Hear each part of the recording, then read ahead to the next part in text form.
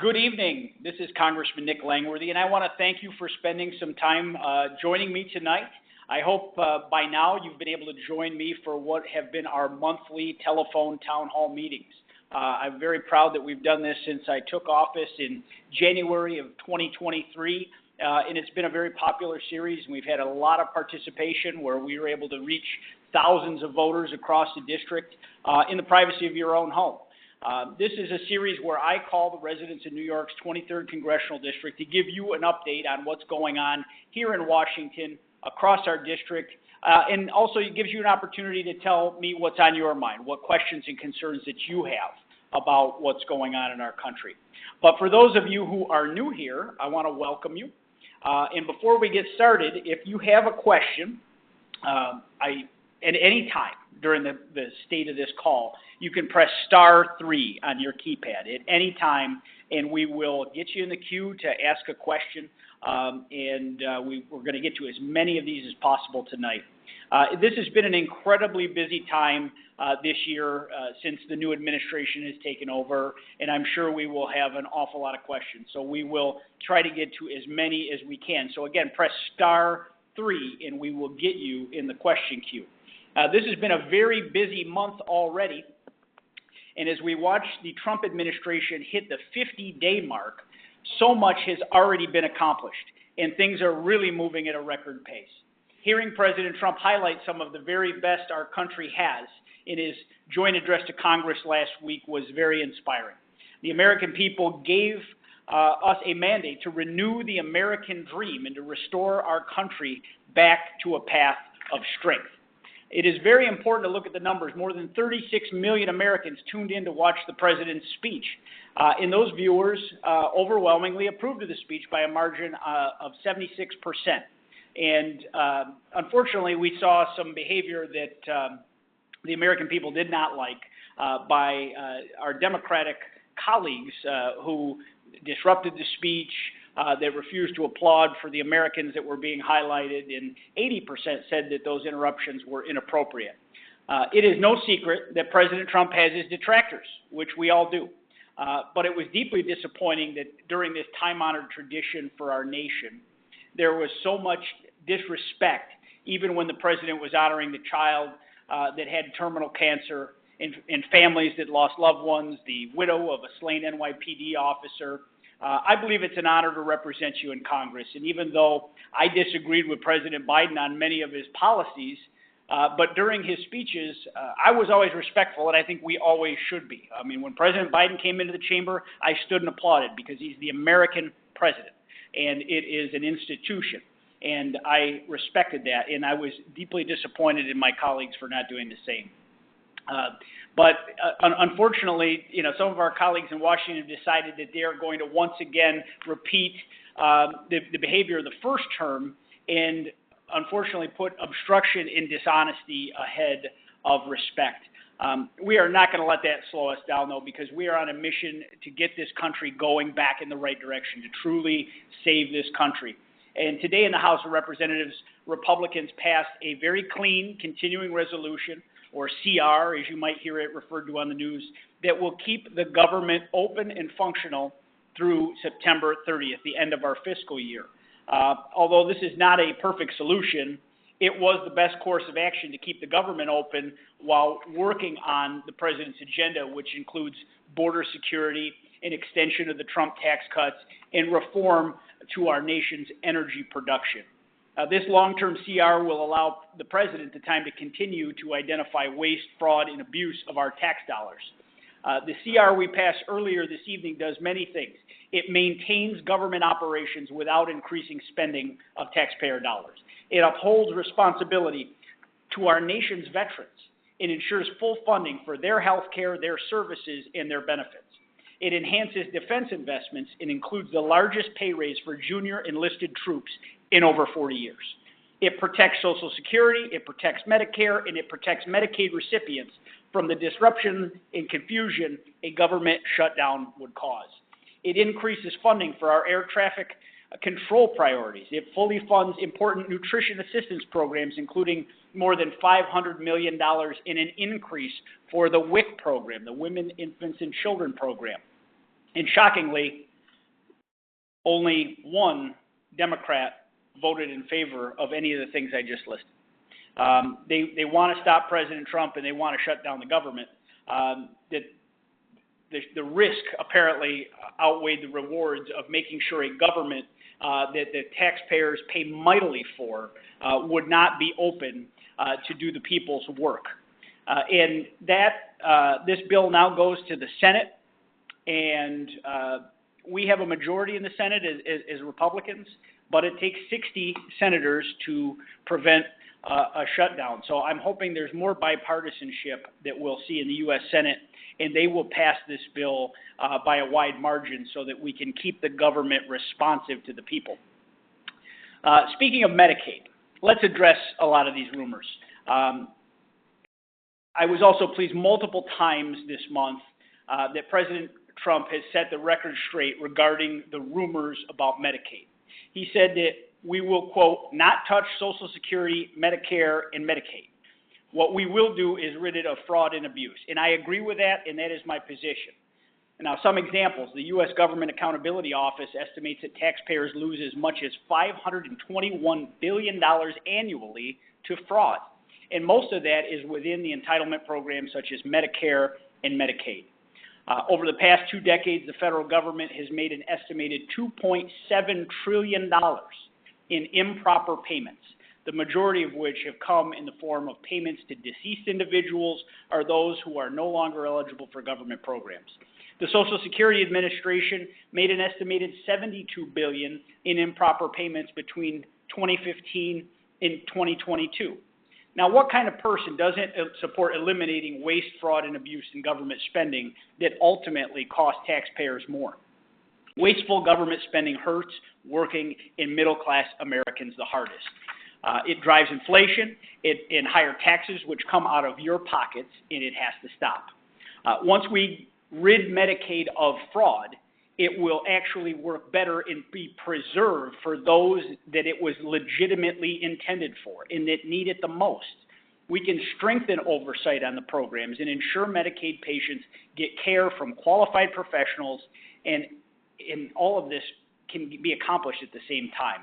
And that's why this month I introduced the Medicaid Provider Screening Accountability Act, another way states that streamline the Medicaid process. If passed, my bill will protect the program and the patients who rely on it by ensuring that states can identify and prevent providers who have been terminated in other states from continuing to practice in another state's Medicaid program. This bill would help prevent fraud and misuse of taxpayer dollars by making sure that providers who have been kicked out of another state's program can't just sign up in a new state and keep their bad deeds going. This is just one example of the actions that I and House Republicans are taking to answer the mandate from our constituents. Since the day I was sworn into office, I have repeatedly said that I will always fight to protect programs like Medicare and Social Security that our seniors and other disadvantaged people rely on. I want to take a moment to remind those who have maybe just joined the call that if you have a question, go ahead and press *3 on your phone and we'll get you in the line to ask a question tonight. Tonight, I also want to update you on the actions I'm taking to protect New York State's corrections officers. Their strike has led the news. It has been a very dark moment for our state and the people of the state of New York, but not everyone may know that corrections officers have endured horrific treatment at the hands of Governor Hochul and New York State's government. They have been suffering under very poor working conditions, mandatory overtime that had many of them working 48 straight-hour shifts. They've been subject to increases on assaults with criminal policies like the HALT Act that has led to a devastating increase in violent assaults. Inmate-on-inmate assaults are up 169%, and inmate-on-staff assaults on the officers themselves are up 76%. These brave men and women are trying to keep order and safety among our most violent population in society, and it's a grueling job, and they deserve our community's support, not policies that have made their jobs harder and it made it more difficult for them to go home safely to their families. This strike was absolutely a last resort for them. But instead of acknowledging their concerns, the governor's reaction was to fire them and to cancel their family's health insurance, and it's flat out wrong. No other union in the country would be treated the way our corrections officers were. While there's limited federal jurisdiction over our state correction facilities, I'm using every tool at my disposal to support them. I was proud to stand with them on the picket line on, I think, day 3 of the strike. I've also called on the newly sworn-in Secretary of Labor, who is a former colleague of mine, Lori Chavez-DeRemer, to conduct a federal investigation into New York State's actions relating to the suspension of health insurance benefits and excessive mandatory overtime for our corrections officers. The Department of Labor needs to determine if New York State is in compliance with federal labor protections and workplace safety regulations. Our men in uniform deserve so much better than they've gotten in our prisons. These are just a few of the things I wanted to highlight before we got to your questions. But I also want to remind you that our office is always open to help you navigate the federal government. The office's motto is simple: no problem is too big and no problem is too small.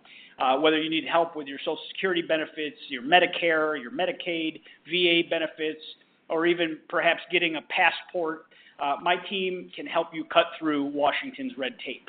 Since the start of the new year, we've helped more than 360 constituents with federal agency issues and questions. And our office has corresponded with more than 25,000 constituents on a wide range of issues, spanning from concerns of DOGE to the border to New York's electric vehicle mandates.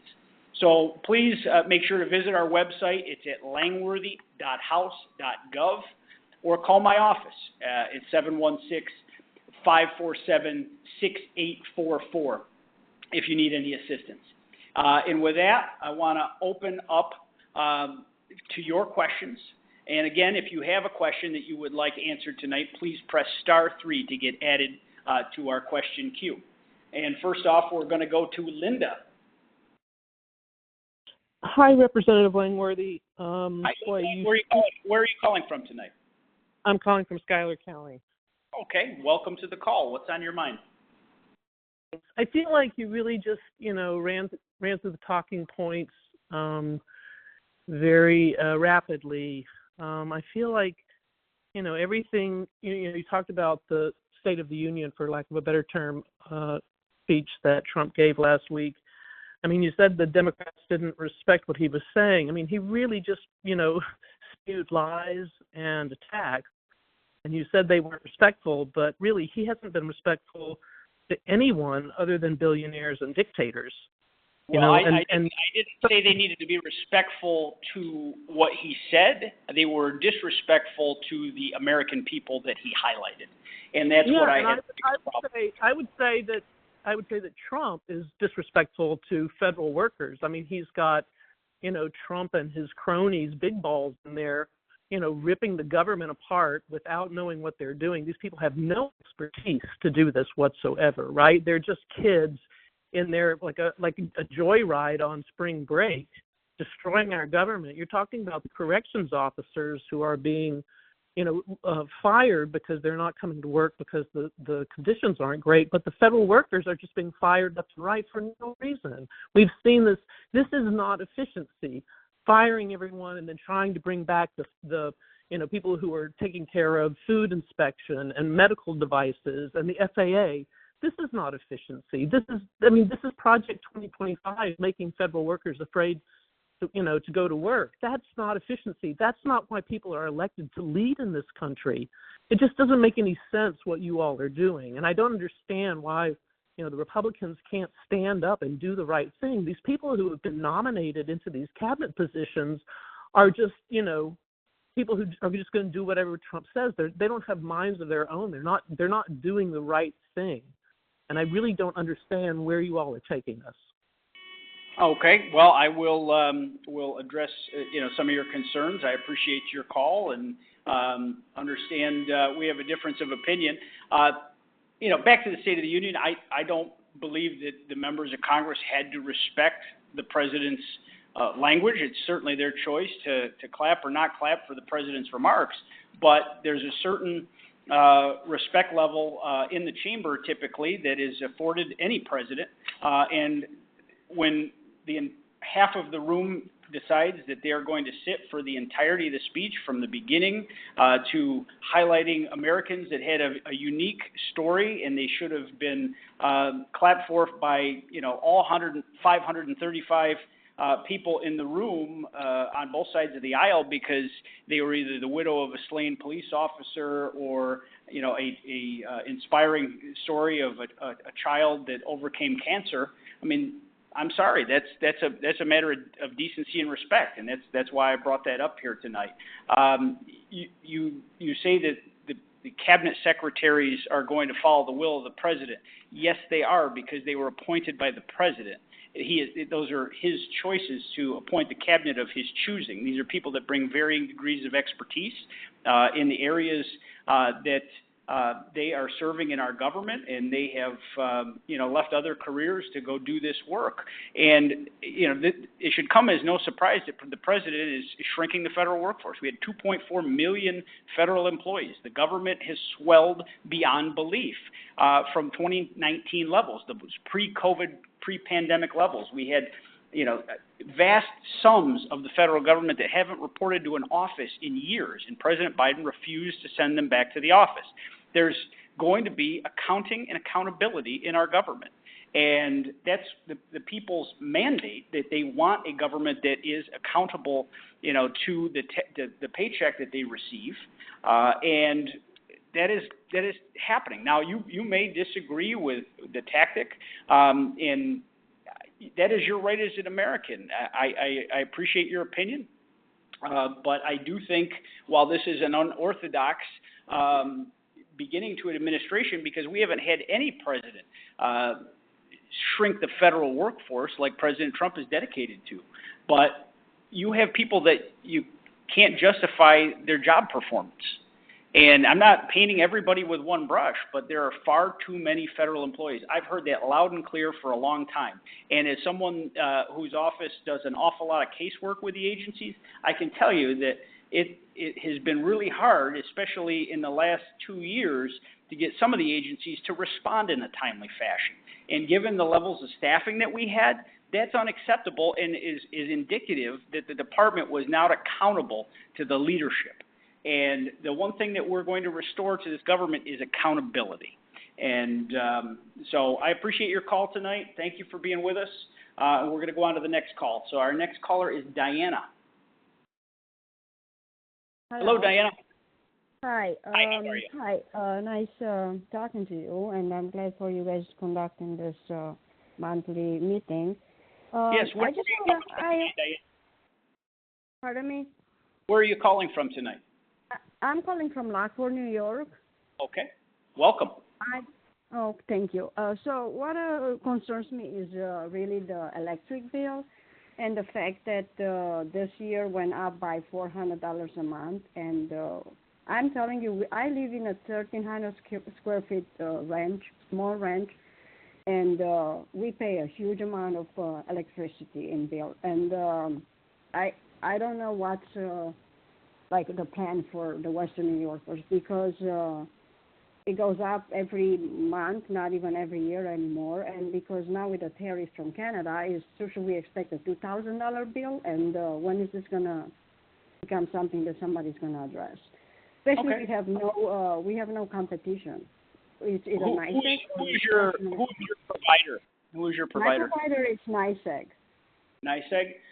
So here's what we're going to do for you, Diana. We're going to get your phone number and call you offline so that we can kind of go through this and get a representative from NYSEG to evaluate and make sure, one.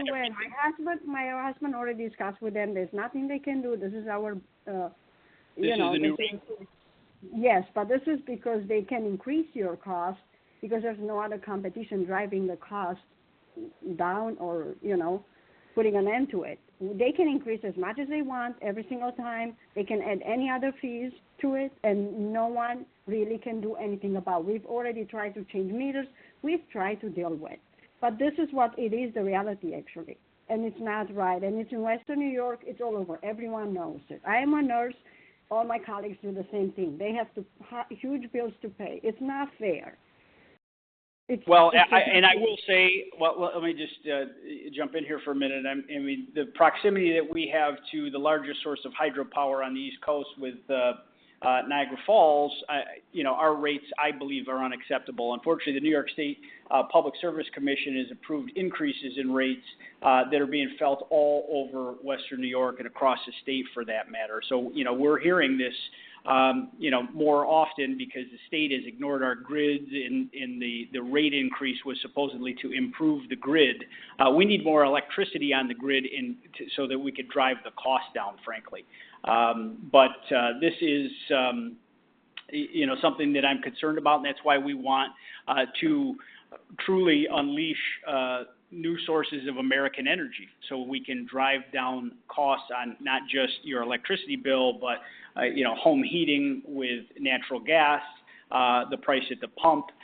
We are far too dependent, and with threats from Canada of a tariff, which has been suspended today, on energy coming into the United States of America. It's all the more reason that we need to depend on American energy first, and that's one of my priorities as a member of the Energy and Commerce Committee, is promoting more sources of American energy. We need to harness our God-given resources in this country, and unfortunately, the federal government and the state government largely have stood in the way of that.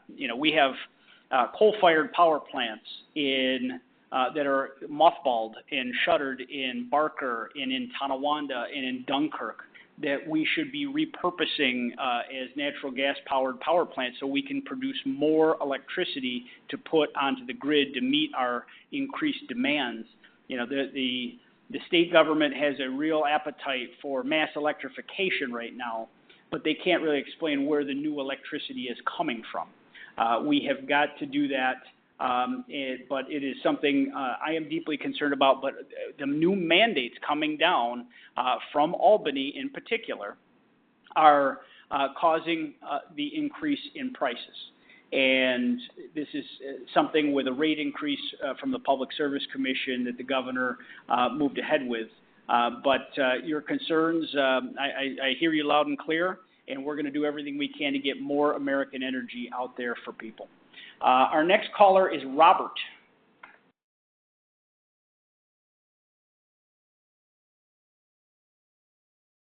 Robert from Owego. Hi, Robert. Welcome. Yes, I may have missed this question when I was talking to your call screener, but the Democrats say that the Republicans want to cut the Medicaid, the Medicare, Social Security, and veterans benefits. What actually in the House resolution bill are these cuts going to affect or go after? Are people going to lose benefits? They're not going to. Us what it they're is. not. All right. I appreciate that, Robert, and I appreciate that opportunity to clarify this. This is kind of a same scare tactic that we hear every time someone works to get the government back right-sized. And it is trying to scare the hell out of people that they're going to lose what they have. What we have passed so far is the beginning of the budget reconciliation process. This is a very unique, once-in-a-presidential administration opportunity when all the same party controls the Senate, the House, and the White House. And to start that, you pass a budget resolution, and that gives a broad-based menu of targets for reconciliation by department. This is a document that encompasses every committee of jurisdiction in the Congress. The House bill calls for cuts within the Energy and Commerce Committee, which I sit on, which is all of energy policy, all of healthcare policy, all of telecommunications policy, for $880 billion. That does not mean that we are cutting any of those programs by $880 billion. That means that we are going to find budget savings over a 10-year window of $880 billion across that entire jurisdiction. We have not written the budget resolution bill, and that's why I was very sad to see my colleague in the Buffalo area have a hysteria press conference telling people that people were going to die because what Republicans have done Republicans have started a process, a real conversation where we're going to go line by line through the entirety in the size and scope of the federal government and actually see where our money is going and see where we can find cost savings for the American people. Our national debt is nearly $37 trillion. We have a budget deficit each and every year of $1.7 trillion. It's obviously not sustainable. And it's something that we have to get our arms around. And that's why we are going through this process. We will go find fraud, waste, and abuse in these systems. Social Security is not touched by anything with the budget reconciliation program. Not one iota of Social Security is changed by the budget reconciliation process. With Medicaid, President Trump, the Speaker of the House, everyone is on record publicly saying that we are not going to change benefits for Medicaid for anyone that currently gets the system. But what we are looking at here is how do we find savings over the long haul. A lot of it is our energy policies, where we're going to find new revenues through permitting and pipelines in ways that we can put more American energy on the system. We also are going to root out fraud, waste, and abuse. And as I talked at the beginning of the call, there are improper payments that have been made across the federal government that are staggering sums of money. And it's just kind of explained away in Washington talk that this is just the way it goes. Well, this is borrowed money that we're playing with, and we need to treat it as if it were your tax dollars, because it came out of a pocket of an American taxpayer if we have created an obligation.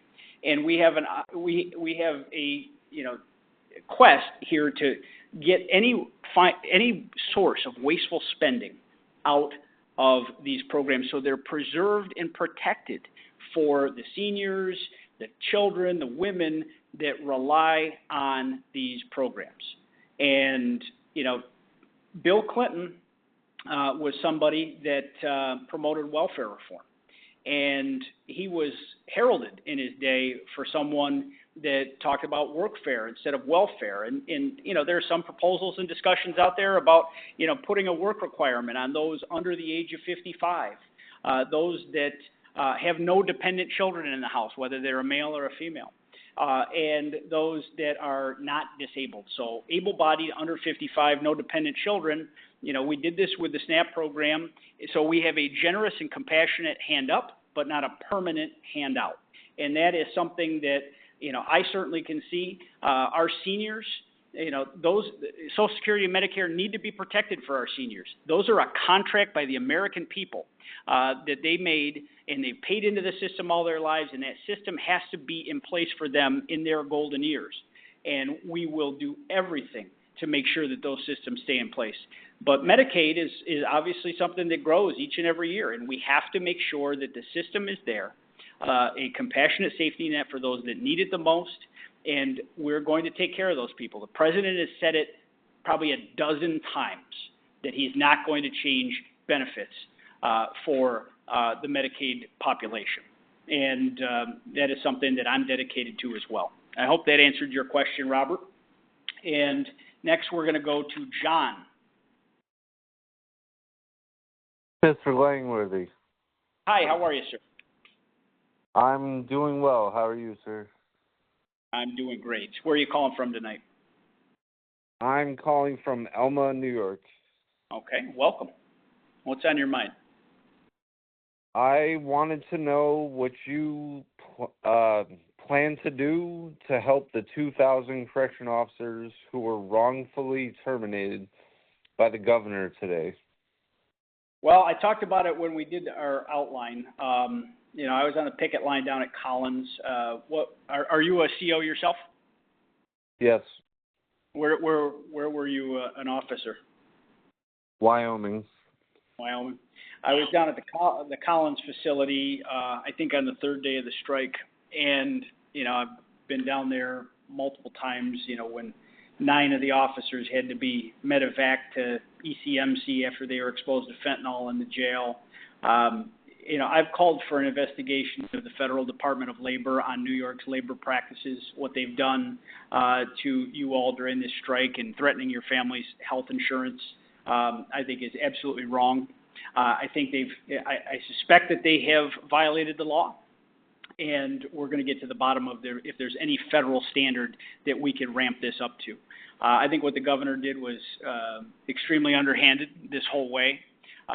She refuses to acknowledge that this wasn't about money. You guys weren't out there on a cash grab. This was about your safety and your right to go back to your family safely at the end of your shift. And humane work schedules and humane treatment when you're at work needs to be at the forefront. And I don't think you've gotten it the whole way. So, while I don't have jurisdiction over the labor dispute itself, we are going to see if they have violated any federal laws to see if we can get any satisfaction for you all at the federal level that we haven't found yet. So I've asked the brand new Secretary of Labor, who was sworn in today, to launch an investigation on behalf of the COs to look into New York's labor practices in our jails. So I attended the Supreme Court proceedings today. It was mostly aimed at specific individuals. Okay. And it was hard for me to find where I belong in that setting. Okay. We will be happy to talk to you about your specific circumstances. If my staff's going to write down your number, I'm going to give you a call when we're done here, so we can kind of dig into this a little more on your personal circumstances. But what's happened here is criminal, and when workers are fighting for safety in the workplace, the fact that you've been treated this way is reprehensible. But there's no other union in New York State that they have collective bargaining with that would be treated the same way. And my heart goes out to all the COs that have been on the lines, those that went back in, and also those that were unjustly terminated today. But I appreciate you being with us tonight, and I will be giving you a call. Our next caller is Neil. Hello. Hi. Neil, how are you? Pretty good, Nick. Mr. Congressman. I wanted to say thank you for supporting our COs. The only voices we heard out there were yours and Borello's.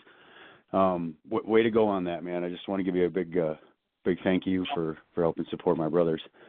I had a question. Yes, sir. Yes, go ahead. You go right on into your question.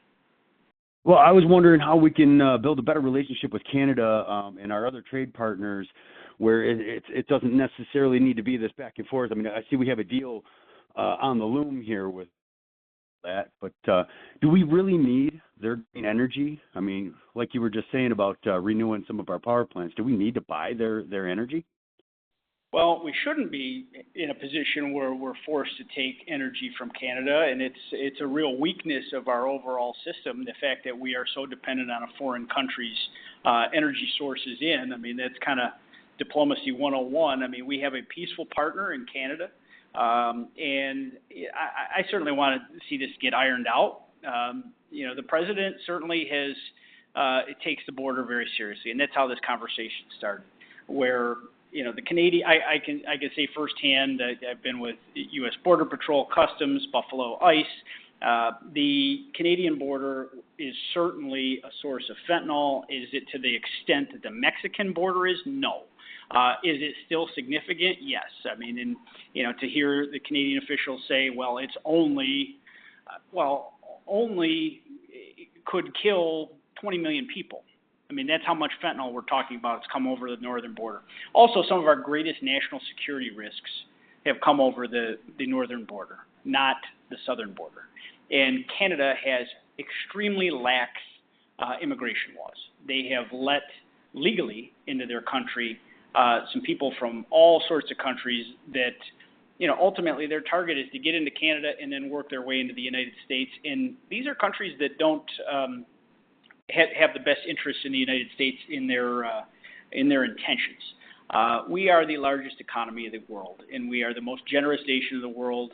And when it's about the flow of illegals and drugs across our border or massive trade deficits, we have been taken advantage of, and it has to stop. Now, I will say that President Trump has been very clear, and he campaigned on it, about his intention to use tariffs to change international behavior, whether it's shrinking trade deficits, opening up new markets for our products, eliminating foreign tariffs that put in countries like Canada at a much higher advantage selling their products into the U.S. than we have to theirs. I mean, they have some very protectionist policies that discourage, for instance, our dairy industry from bringing those products into Canada. The tariffs are off the charts.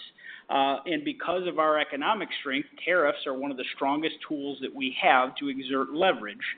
But I don't want to see this go in perpetuity. I think, Canada is a peaceful partner. We've had a wonderful existence, and we have to, get to the core of the dispute. And, I think it was very wise today for the provincial government of Ontario to pull back that 25% tariff they were going to slap on electricity that they send into Minnesota and Michigan and New York, because this is just going to escalate. Unfortunately for the Canadians, they need the United States market far more than we need the Canadian market. And you see that with the position of their dollar right now. But we're in the position of strength. Trade accounts for 67% of Canada's gross domestic product, 73% of Mexican gross domestic product, and 37% of China's, but it's only 24% of ours. And Canada is a much smaller market for us than we are for them. Do we have any tools in place to help the average Canadian who might not be supportive of the Trudeau regime or any of these measures that are like booing our national anthem? I mean, is there anything that we can do for your average Canadian who does support a fair trade between our two countries, with all in mind that the just like we finished up having a national election, so are they right now. So they have to decide what direction we're going. I hope with a new prime minister that we can get to a moment where they sit together and they can iron out some of these differences, and hopefully we can get this put to bed sooner rather than later. I mean, it doesn't behoove either country for a trade war to continue to escalate. I mean, they have made a start about their border, but it is not something that has finished the job. You can't just say mission accomplished after you announce that you're spending some money. I do think that they have clean hands on wanting and understanding that we are demanding that we have a secure border. And I met with the Consul General of Canada 2 weeks ago. But again, we need some good old-fashioned diplomacy, and the Canadian officials should be coming here to the United States and seeing what we can do to bring this to an end. I'm afraid that some of this is going to get caught up in the Canadian elections, and there's going to be some political football being played with it there for one side or the other to gain some political advantage. But they've got to understand that our country means business. We have been treated like a doormat for years in this country, and it wasn't until President Trump's first term that the international stage pretty much paid attention, that they knew that we needed more fair trade deals. And the USMCA that President Trump negotiated, has been trampled on for the last 4 years, and it's really not as valid as it was when he started. Now we need to reevaluate the entire trade relationship and make sure that we have fair and open markets for our products to go into their country just as theirs come into ours. So I want to see a peaceful existence there. I'm sure we can come to it. But tariffs are the weapon that we have to use in, when we are the marketplace that people want to sell their goods into, we have to protect that. and we can't get ripped off at the same time. So it's something that will be ongoing. We're watching it very closely, but I think we have to give the president a little bit of leeway here to go and get these partners to the table so that we can get real negotiations open. The president's always negotiating. He wants a deal. And as soon as Canada figures that out in a big way, now that there's a new prime minister that will at least be there until year's end, that can be accomplished, I'm sure. But thanks for calling, Neil. Next, we're going to Jeffrey. Hello. Hi, Jeffrey. Good evening. How are you? My name is Jeffrey Hentz. I live in Erie County. Okay. You mentioned twice tonight that the election gave Trump a mandate to enact his agenda. Trump won with less than half the votes cast and only by a 1.4% margin over Harris. Calling this a mandate misrepresents the reality of his support. Currently, Republicans control all three branches of government and have the power to lawfully implement the policies Trump campaigned on. Instead, Trump's administration is bypassing the U.S. Constitution and its laws to withhold congressionally approved funds, force mass firings, and deliberately undermine federal agencies. These actions don't reflect constitutional governance. They create dysfunction and chaos.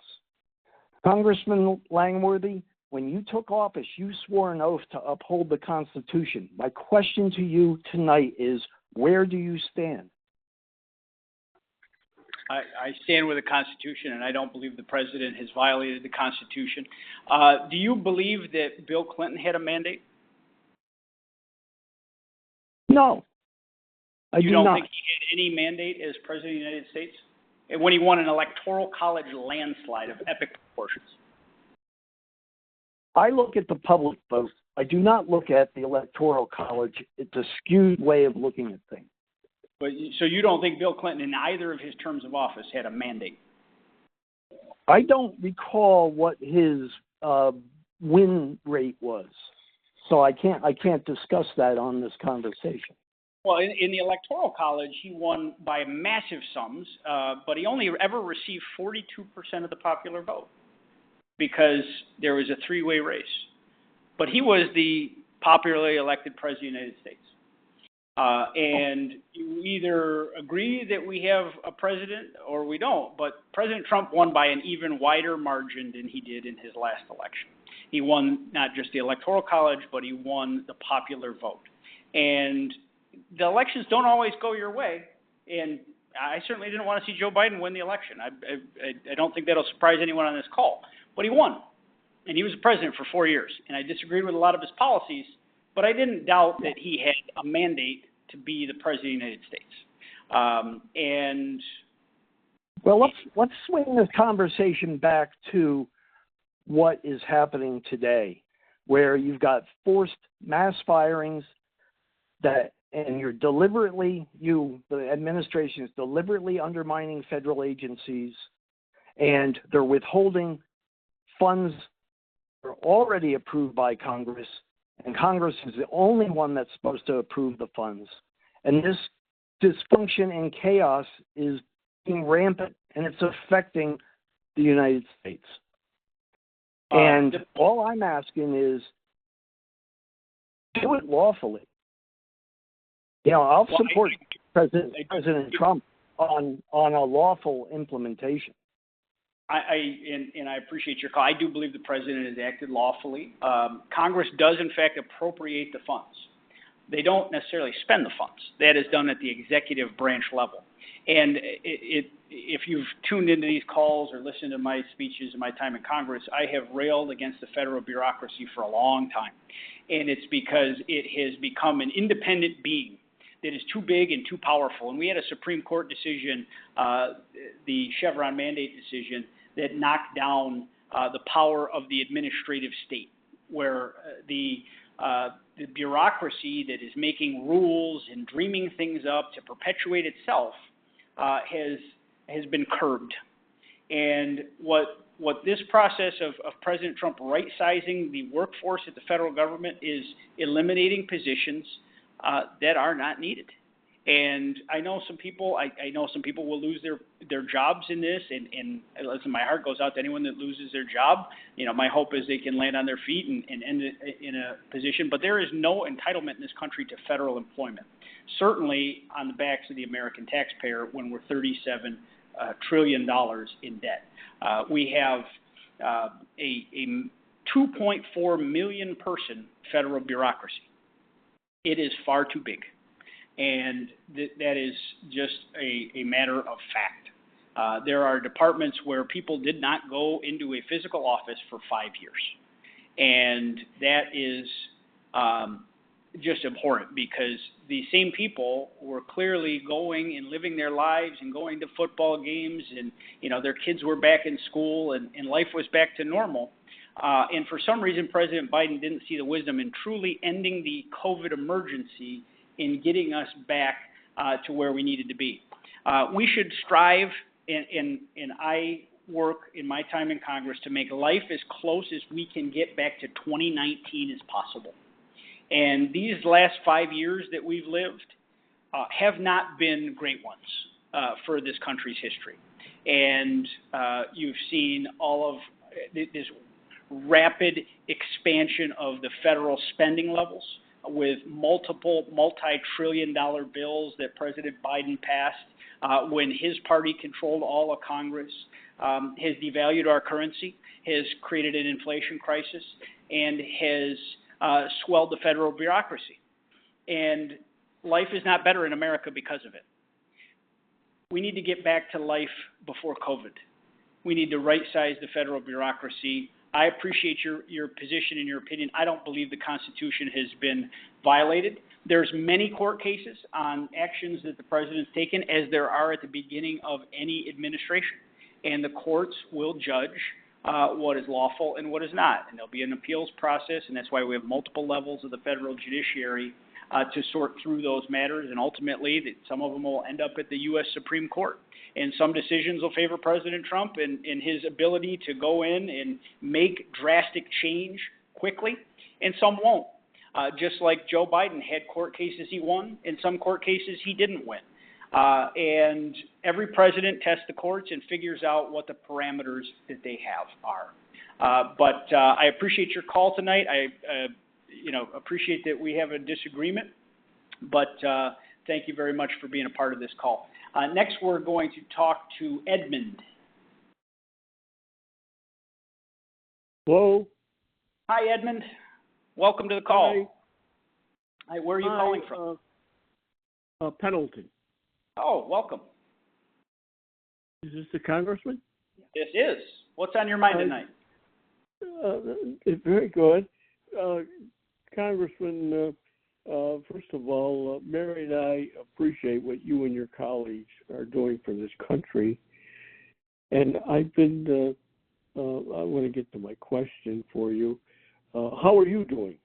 I'm doing well. I'm in Washington. I'll be better when I get back home. Okay. I've been following Collins, our new veterans director. Yeah, Doug Collins. From the VA, Doug Collins, and Doge on the veterans business, veterans affairs. And my question, Congressman, is there any effect on the PACT Act that is laid out for veterans who have been affected by a contaminated situation, which I am a part of, which has made me a participant in the acronym TARA, which is the Toxic Exposure Risk Activity in Camp Lejeune for the 4-year period that I served, and your office has helped me tremendously with that. And I've been following. I was reading the HR, was a 3967 or 3967 bill on the PACT Act vote continuation. Is there going to be any effect from the DOGE process on the PACT Act benefits for veterans who have. Okay, well, thank you for being with us tonight, Ed, and let me get into that. Obviously we're watching everything at the Veterans Affairs Department very closely, whether it's contraction in the workforce there. I'm deeply concerned about veterans health care delivery, and that's why in this continuing resolution that we passed today, we actually increased funding year over year in veterans health care dollars to make sure there was more funding there, and there's more to come. I mean, President Trump's been crystal clear that he loves our veterans. He's going to take care of them and make sure the VA is functioning in a way that helps the vets and the patients at our VA hospitals the best. And that's streamlining processes and, cutting back on bureaucracy and increasing more attentiveness to people that are directly veteran and patient facing. And I think that the Secretary, Doug Collins, who my legislative director actually used to be a staffer for him, is someone I'm looking forward to working very closely with, because I think he has a very good perspective on the VA and how we can bring it into the 21st century. I was deeply concerned about the delays in reporting and scheduling at the Buffalo VA last summer when it came to light that there were cancer patients that had not received timely care at community partner hospitals. And it wasn't a lack of personnel. It was just simply people not doing their job. And the VA, and I will give full credit to the Biden administration VA undersecretary for his attentiveness, his attention to detail, and how quickly and swiftly they made change at the Buffalo VA. It was under a week. He was there in person. I was meeting with him, with Congressman Kennedy, and we were getting to the bottom of it. They did a full top-to-bottom review. They replaced the president, his chief of staff at the hospital, and they made sure that the bad actors were dealt with. And what happened there was inexcusable. We need to make sure that stories like that aren't popping up all over the country. People that aren't doing their jobs need to have consequences. And that's been lacking in the federal workforce for far too long. Not painting everybody with one brush, but there are certainly things where they're not attentive to the needs of the taxpayer. And the VA certainly isn't immune to that. And we need to right-size the bureaucracy at VA while adding to the professional staff that takes care of our vets so they can get the health care they deserve. The PACT Act obviously opens up a lot more patient cases, and we need to be attentive to that and follow through with the full word and spirit of that law, making sure that those vets that have toxic exposure are taken care of and have the resources in the care that they're entitled to. You guys put on the uniform to defend our country, and we've made a contract that will be there for your care, and we need to follow through on it. And you have my word that I will always fight to increase veterans' health care benefit funding. Next, we're going to go to Jeff. Yes, Congressman. How you doing this evening? I'm doing great. Where are you calling from, Jeff? Berkshire, New York, in Tioga County. Very good. Great to have you with us. I'm glad to have Tioga County in the district. Thank you. Good to be here tonight. So there's a lot of talk going on right now with the federal budget. Obviously, a big talking point for many people on the conservative side right now is the federal deficit. I believe you said $37 trillion. Did I hear that correctly a few moments ago? $37 billion or $1 trillion in debt. The trillion, right, yeah, and and there's a lot of talks about the budget. Obviously, the resolution passed in the House, and now it needs to go to reconciliation, which I believe means that they need to show that it needs to generate the same amount of money that they spend on it, correct? So the Senate will now put their spin on the House bill, and then once that process is done, it comes back to the House, and we can actually write the bills based upon what is agreed to by the House and the Senate in terms of the parameters of the reconciliation. Sure. So just thinking about tax cuts a lot lately and the federal deficit, and we talk about responsible spending. And then on the other side of the aisle, we have, Democrats talking about, well, this is all just for the billionaires. That seems to be the main talking point on that side.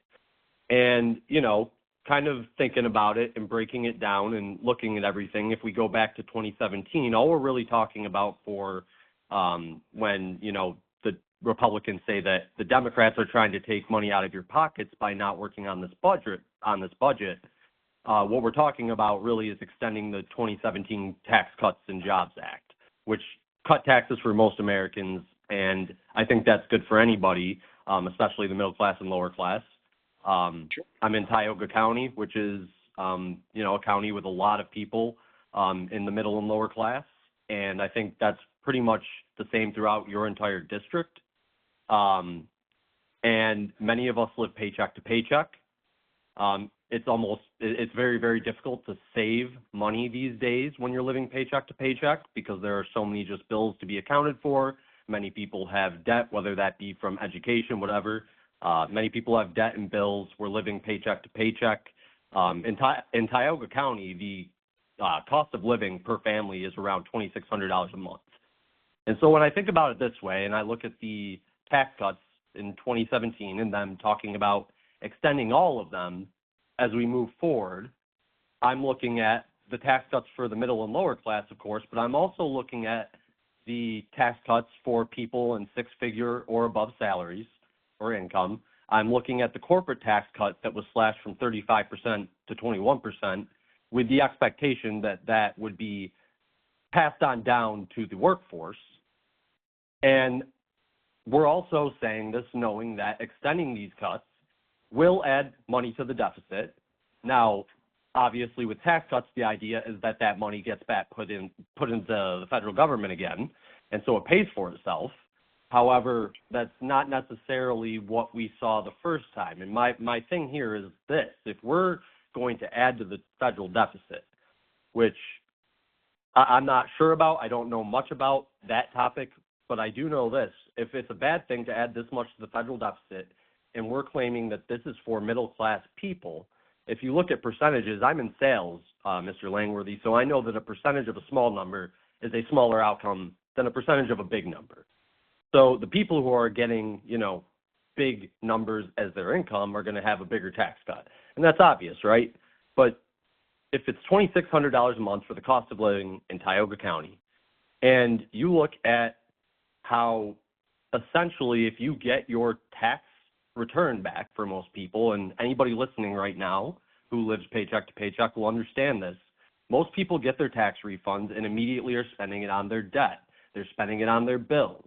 And so, yeah, we feel relief for, a month or two because we can take care of these expenses, but there's nothing left over to save. Where if you flip it on over to people who are making six-figure salaries and above, they don't have as much debt. They don't have as much worry about bills because they've built up bigger savings. They might have money invested. They can then take this tax cut and invest it or save it, and we don't really have that. And just for anybody Jeff, listening who wants to – no, Nick, let me finish real quick. I'm going to let you finish, but we're running very short on time. So I'm almost done. Okay. I'm almost done. Yeah. So just to give you an idea, when they talk about if it's for billionaires, let's just say you make $35 billion a year. The tax cut in 2017 would have saved them $910 million.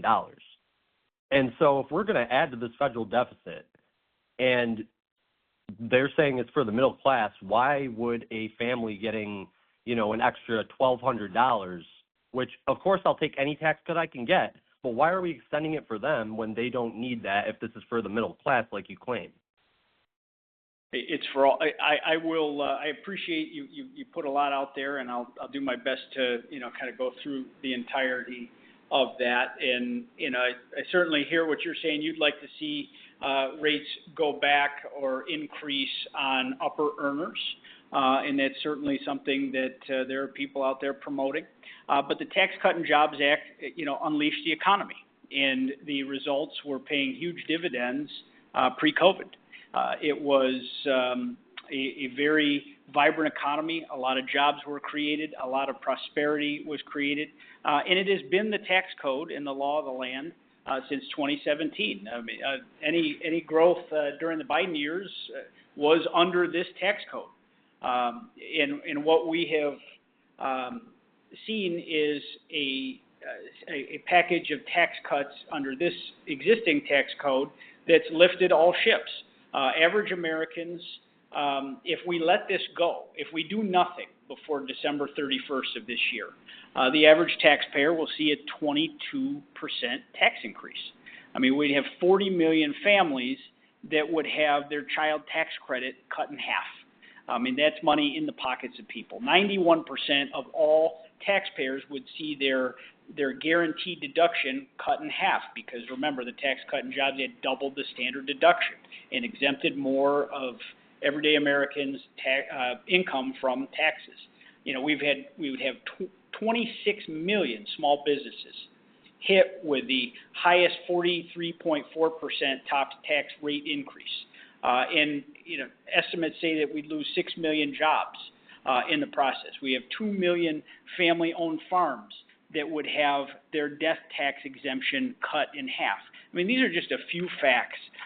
This tax policy lifted all ships in this country. It created unprecedented growth and opportunities. And really importantly, by lowering the corporate tax rate, it brought a lot of money from companies that was offshore in other places. It brought it back to the United States and put it to work, creating jobs and unleashing the economy. We need to do that. We have to create that tax certainty because there'd be no bigger wet blanket on this economy right now than a $4 trillion tax increase. If you want to see contraction in the job market, jack up tax rates. I mean, you will have, you know, companies and job creators, you know, changing their projections and changing the way they do business. And it's all well and good to say, well, they don't need it, and thinking of this as just, you know, a handful of, you know, people that are sitting on a pile of cash. But this is, you know, the job creation element of our economy. It's small businesses, medium-sized businesses, and obviously large corporations. We need as fair a tax system as we can put forward.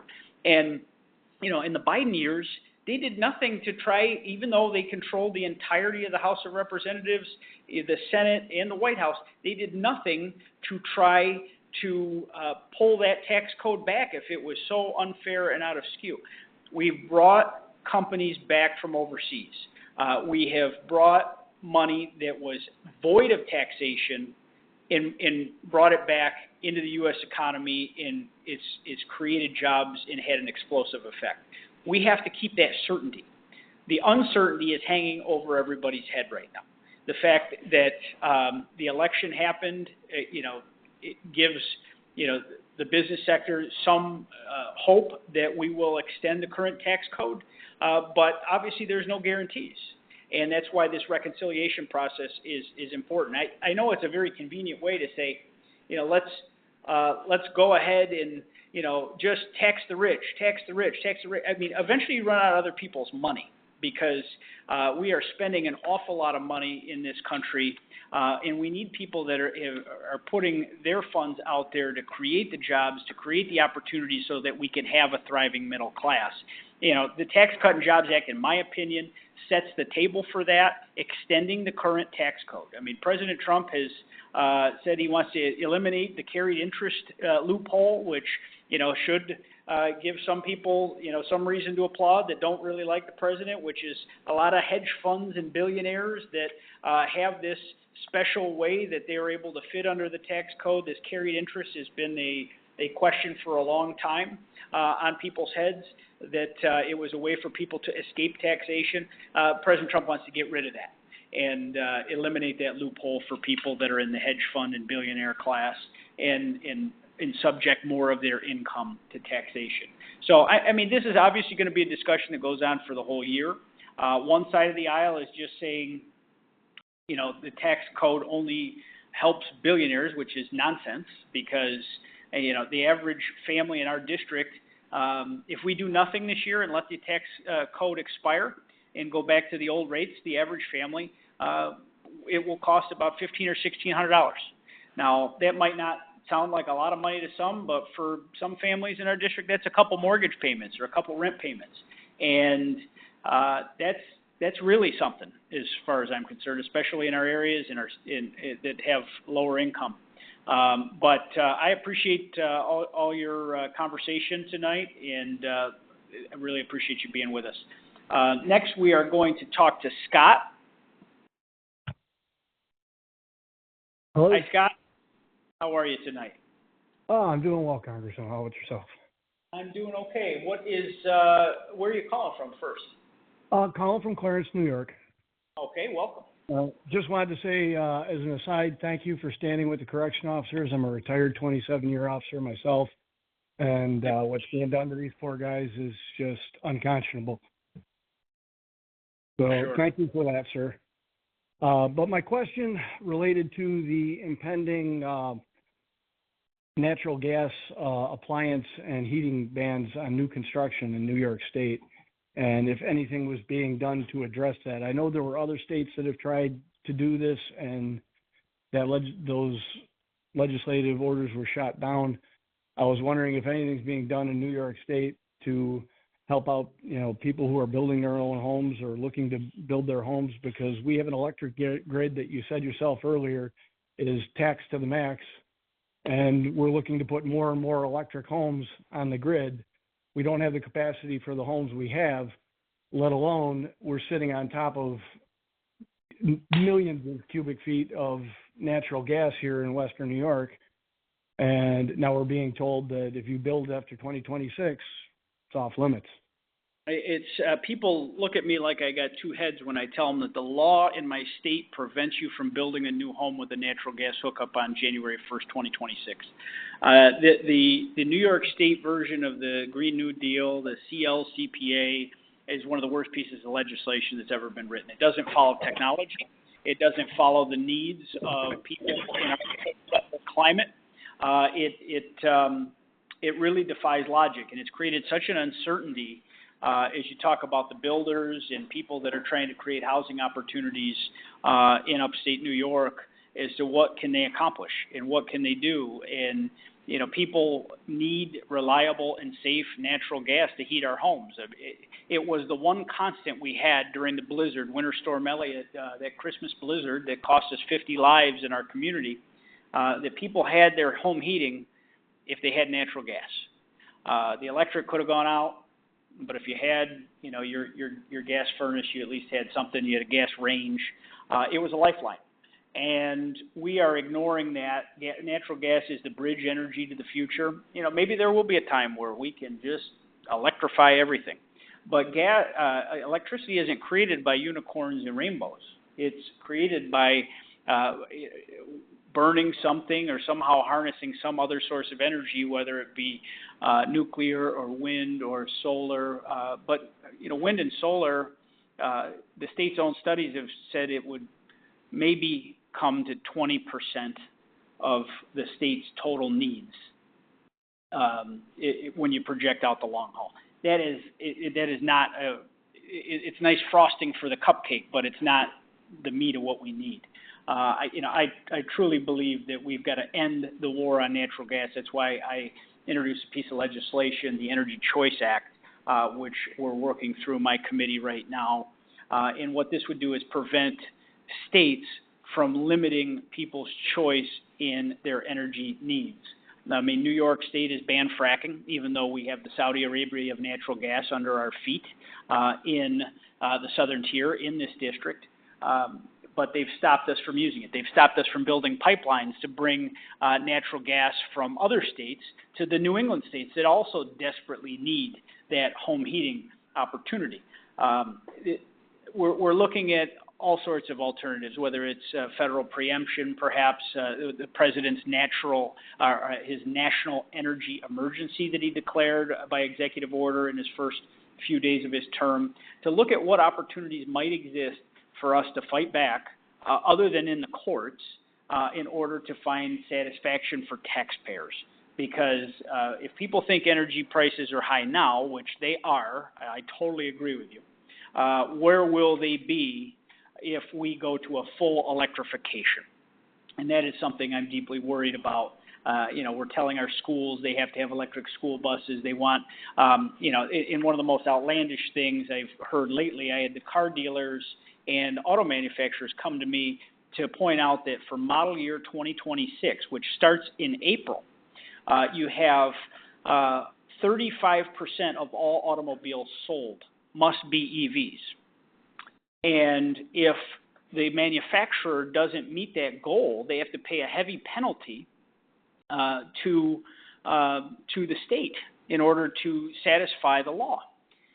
In a weird twist of fate, this very left-leaning policy would force these auto manufacturers to buy credits from none other than Elon Musk to satisfy that mandate, which I think they might want to reconsider since they hate Elon so much right now.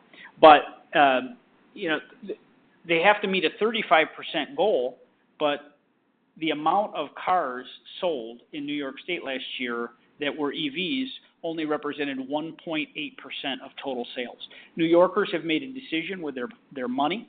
Even though we have a Biden-era $7,500 tax credit on every EV sold, the auto dealers have told me crystal clear, no one wants this product.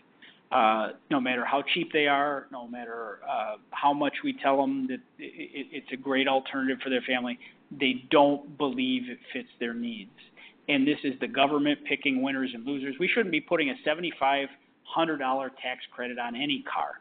The market should make the decisions on how much a car costs, and that is not what we've had. So we are looking for every alternative around New York's ridiculous energy mandates, and I'm going to keep working on it. I'll keep communicating with you all on that. We'll bring it up in future calls. I also have a weekly email newsletter where you can go on langworthy.house.gov and sign up for our e-newsletter. I'd love to have you on there. We put it out once a week. It is just what I've worked on in Washington, what legislation's coming up for consideration, what's going on in the news, and we'd like to just give you the facts once a week because we can't always rely on the media locally or nationally to tell the story. We're up against a hard time. I'm going to take one more call from Raymond. Hello. Hello, Raymond? Yes. Hi, sir. Where are you calling from? Hey, I'm calling from Elma, New York.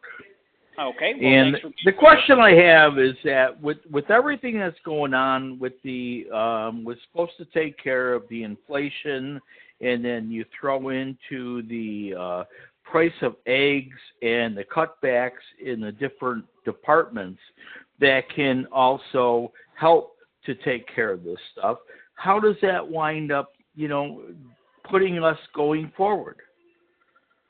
Well, we have got to fight to get the cost of living under control, and that's why there's so much focus on energy, because energy drove this inflation in many ways, and energy can get us out of some of this inflation in many ways. Between that and spending less federal tax dollars, we created money, and we devalued all the money in the process because we spent $10 trillion that the country didn't have to first respond to the COVID emergency, but then to continue on in some spending priorities that were really, in my personal opinion, I think not in line with the best fiscal trajectory of the country. You mentioned the price of eggs. I mean, we have to get honest with the country and the world that we have an avian flu issue here, and avian flu has the way to deal with it. And I didn't really understand it fully until I sat with one of our largest egg producers in New York State on how this is handled and why the shortages of eggs have led to the prices exploding. It's not because of inflation, it's about the market on eggs. We have had to exterminate giant flocks of birds in egg layers around the country. And it's because of the spread of the avian flu. And President Trump's new Secretary of Agriculture it has outlined a program and a $500 million in investment in containment and hopefully what will lead to a vaccination in targeted ways so that our flocks can stay healthy. But when one bird has the bird flu in a large egg-laying facility, they instantly exterminate the entire flock. And that is, there have been shortages of eggs in some parts of the country because of that, and it's driven up the price. And I saw it firsthand at Wegmans every time I bought them, that they've gone up way outside of the realm of inflation, and it's because of the avian flu. I do believe that this strategy that the Department of Agriculture is deploying will address this. This is why we wanted to pass a farm bill last year. We passed a bipartisan farm bill out of our Agriculture Committee, which I sat on in the last Congress, and unfortunately the Senate wouldn't take action. And unfortunately we weren't able to pass it without the Senate action. It would have implemented this strategy on containment of avian flu earlier. But this should help get us going in the right direction and get the drastic increase in prices to come down so that we don't have the shortages. But it's very deadly to a bird. If they get the avian flu, they'll be dead in 3 days. And if it gets into one bird and it's extremely contagious, the entire flock would be dead in 3 days or shortly thereafter. And that's why the measures of exterminating these large flocks have happened. And we've seen it in Pennsylvania and Ohio. And, you know, with a little luck, we haven't had it hit New York yet. It travels through migratory birds. They don't really understand state boundaries. So they're spreading this throughout the country and bringing it to our poultry farmers. There are some farmers that don't want to see a vaccination strategy because they think it will close foreign markets to particularly the meat-producing poultry farmers. And, you know, the United States has prevented some of that poultry from being imported from countries that vaccinate because they feel that vaccinating is an admission that the avian flu is here. The avian flu is here. That's just a fact. We have to safeguard our food supply chain. We have to prevent the spread of this disease, and through a sound strategy of this, which I believe Secretary Rollins has deployed, we will see egg prices come down in hopefully the not too distant future. I think I have reached all the time that I have for phone calls tonight. I really appreciate everybody's participation here tonight. I think it was an excellent dialogue, a lot of different opinions. People that come to the table, certainly, you know, from all sides of the aisle. And I want to thank you for taking time to be on the line with me here tonight to hear updates from me and talk to our fellow constituents and taxpayers about the top issues on your mind. We have a lot of big challenges to tackle both for our nation and for our region, and I'm honored to work towards solutions that will help our residents, our families, and our businesses of Western New York and the Southern Tier. Please know that our office is always open to you if you have any questions, concerns, comments, or need assistance from the federal government. Whether, you know, it's an agency issue, Social Security, Medicare, any sort of health care issue, no problem is too big and no problem is too small. We will help you. If I was not able to answer your question tonight, you could stay on the line after this call. You could leave a voicemail for my staff or myself. And I want to thank you for being a part of this great call. We'll be doing it again next month, and have a great rest of your evening. Have a good night. God bless you all.